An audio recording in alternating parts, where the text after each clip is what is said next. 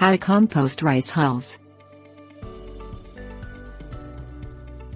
You can compost rice hulls to dispose of them safely and improve the quality of composted soil. Rice hulls are a byproduct of rice production that is generally removed and discarded prior to packaging. Toxins and pollutants are released into the air when rice hulls are burned. A balanced mix of rice hulls and decaying other organic material will decompose more rapidly than the hulls alone. Create nutrient-rich organic soil by composting rice hulls to turn a liability into a resource. Things you will need: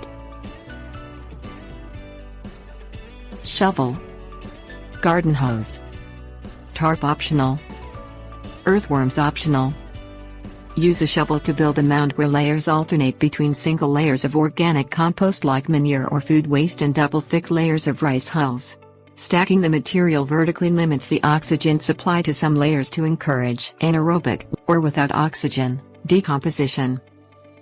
Spray the mound of decomposing rice hulls and organic material with a hose to keep it moist. Stop spraying when you notice most of the water is running off.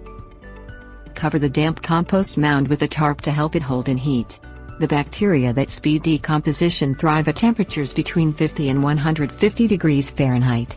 The tarp is not necessary if ambient temperatures are within the optimum range and you are able to keep the pile moist with regular water application.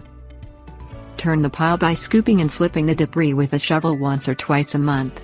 Add more rice hulls or food and plant waste to the mound when it is turned over to continually feed the microbes and encourage aerobic, or oxygenated, decomposition. Introduce earthworms to the mound to accelerate the decomposing process of the rice hulls. Moving the mound onto a plastic tarp generally keeps the worms from leaving the mound. Leave a worm-filled compost mound uncovered.